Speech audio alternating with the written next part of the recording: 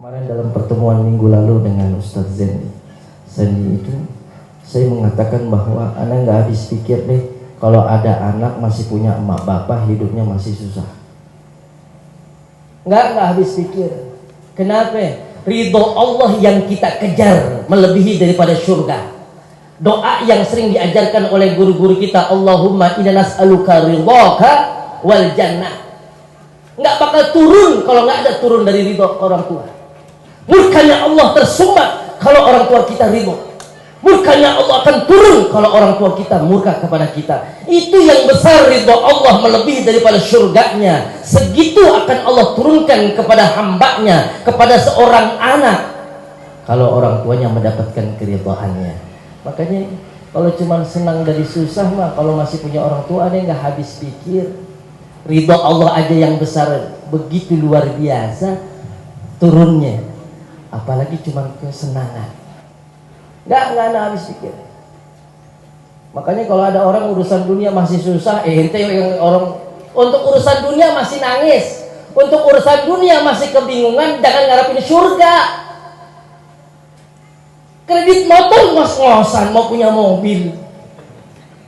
Surga yang berlipat ganda daripada urusan dunia, yang begitu besarnya daripada urusan dunia. Ente mau kejar, dunianya aja kebingungan, yang kayak begini mengharap surga, entar dulu. Dunianya aja lu pusing. Kredit motor aja nunggak mulu, Ambon datang terus. Mau punya mobil, nggak bisa. Oleh karena itu jangan pernah kesedihan untuk urusan dunia, jangan pernah takut. Wa ma min dabatin fil ardi illa 'ala Allahi rizquha. Di awal juz ke-12. Tidaklah satu yang melata di alam dunia ini kecuali Allah sudah jamin dia punya rizki. Ini Ustadz kita nyekolin anaknya, dipikirin tuh biayanya, dipikirin jajannya, dipikirin semuanya. Sama lahirnya kita ke alam dunia bukan maunya kita, maunya Allah. Allah udah pikirin, Allah udah jamin semua yang melata di alam dunia ini pasti Allah jamin dia punya rezeki. Nggak usah ketakutan. Khalaqaz zaujain, Allah ciptakan dua-dua, Allah ciptakan malam, Allah ciptakan siang, Allah ciptakan kehidupan, Allah ciptakan kematian, Allah ciptakan sebuah kesulitan, Allah udah ciptakan jalan keluarnya. Semakin larutnya malam, semakin larutnya malam, semakin larutnya malam, semakin bertanda dekatnya dengan waktu fajar. Malam kesulitan, semakin sulit sabar, karena sebentar lagi akan terdengar kukurujuk ayam bertanda fajar telah tiba. Tenang aja Pak, mau ngapain, nangis juga gak selesai. Ngomong sama manusia cuma dikatain doang. Pakai dong matematik Allah, man ja'a bil hasanati falahu asyru amsalihha. Satu berbuat kebaikan 10 lipat kata Allah minimal. Belum lagi yudha'ifu liman yasha. Nggak usah ketakutan. Nah, Bagaimana cara berinfak yang benar? Al-Quran sudah memklasifikasi yang pertama kepada orang tua kita.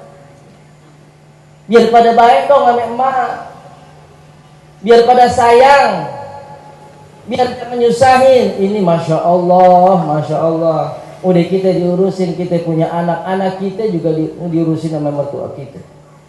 Kami teringat satu hadis yang mudah-mudahan ini menjadi motivasi kita bersama. Ketika itu Rasul pernah berkata, nimtu wa ra'aituni fil jannah.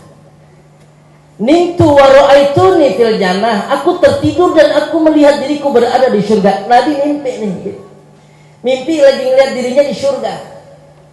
Apa yang kejadian dalam mimpi Nabi melihat dirinya berada di surga? Wa sami'tu sauta qari'in yaqra'u.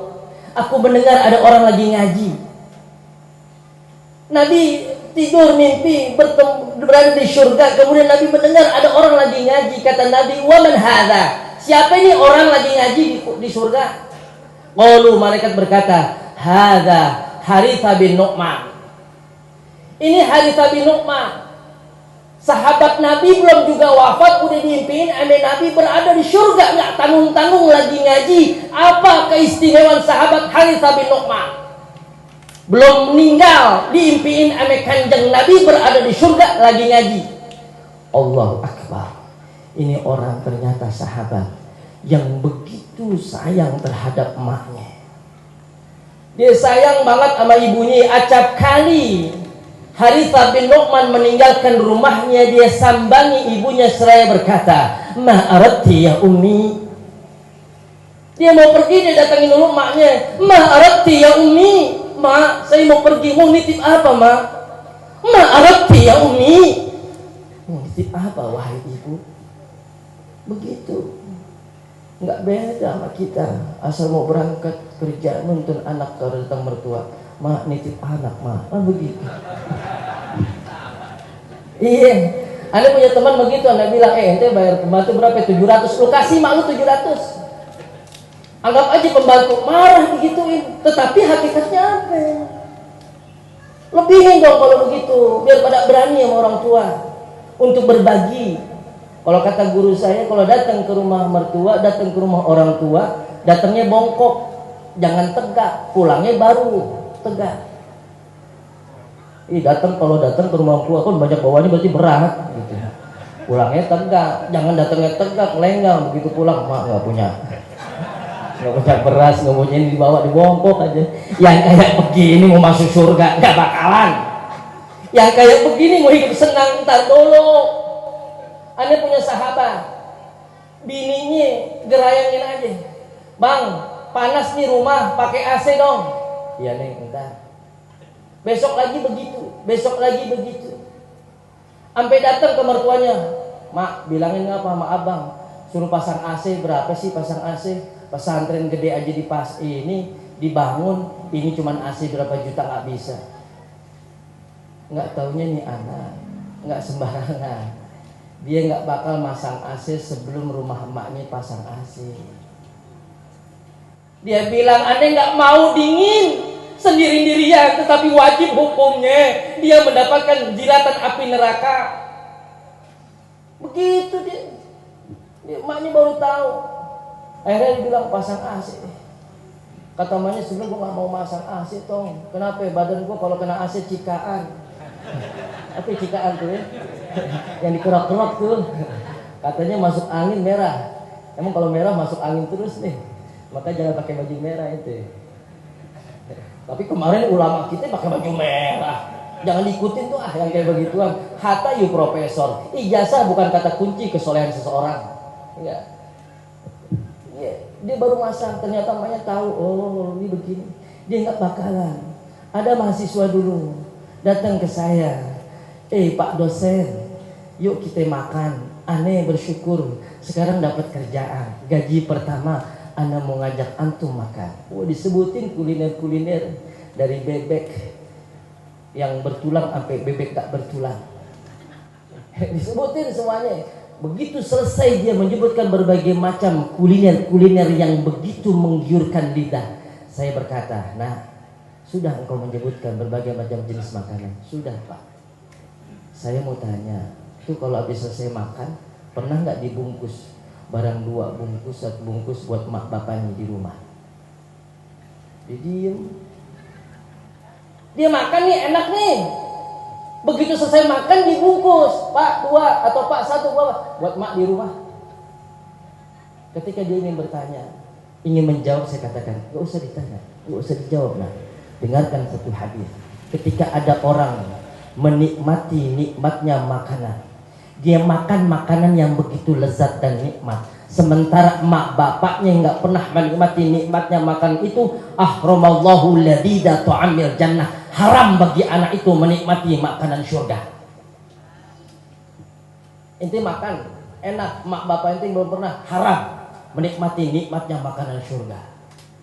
Bayangin, orang tua nggak minta, orang tua asal dengar aja udah kira. Datang anaknya ke rumah, "Mama, alhamdulillah tadi diajak makan sama bos sampai habis 10 juta. Makan apaan Tong 10 juta? Pokoknya keren dah, Mak. Masak sendiri." Loh, kok makan di restoran masak sendiri, kan banyak tuh yang gitu. Dicerita tuh dengan anaknya begitu, dia lari ke tetangganya, "Pok, bentar deh, Pok." "Kenapa, Pok?" "Anak-anak hebat, Pok." "Hebat apaan?" "Makan diajak bosnya 10 juta. "Loh, makan apaan, Pok?" "Gado-gado." "Enggak, pokoknya hebat banget. Dibagi nggak lu, Pok?" "Kagak sih, Pok." 10 juta dia nggak dibagi, tapi segitu girangnya. Yang kayak begini mau mendapatkan nikmatnya surga, entar dulu. Udah masyhur nih cerita. Jagoan ibadahnya membuat takjub Nabi. Tapi dalam nazak sakaratul mautnya, lidah Alqamah keluh, nggak bisa mengucapkan kalimat tauhid. Terkunci. Sahabat nggak percaya, lapor kepada Nabi. Katanya, ya Rasulullah, itu Alqamah dalam detik-detik nazaknya terkunci lidahnya, keluh mengucapkan kalimat tauhid.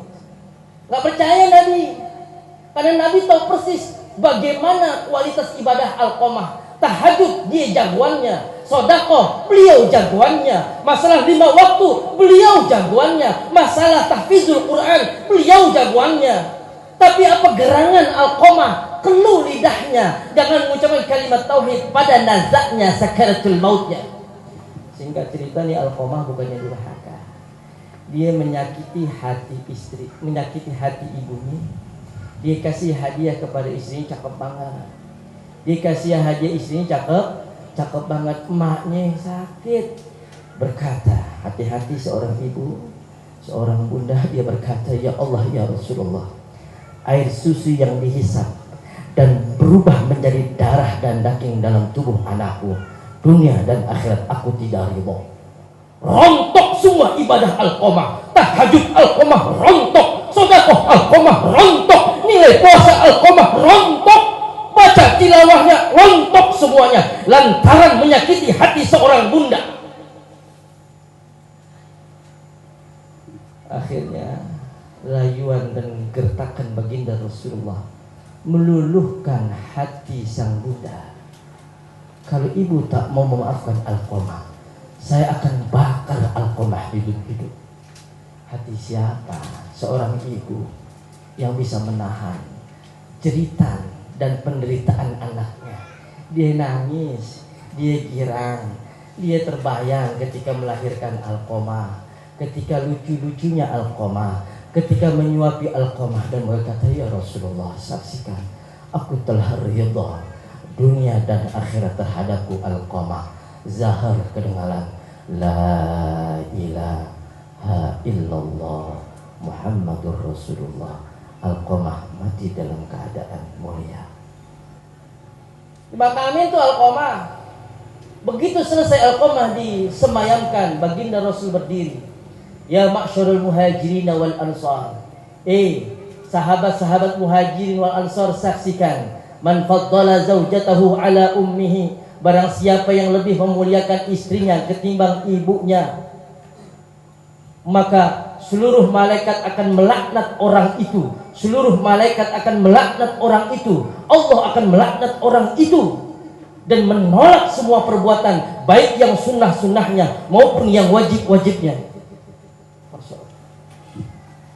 Begitu ibu seorang istri hendaklah menyuruh atau mendukung suaminya untuk berbaik kepada ibunya.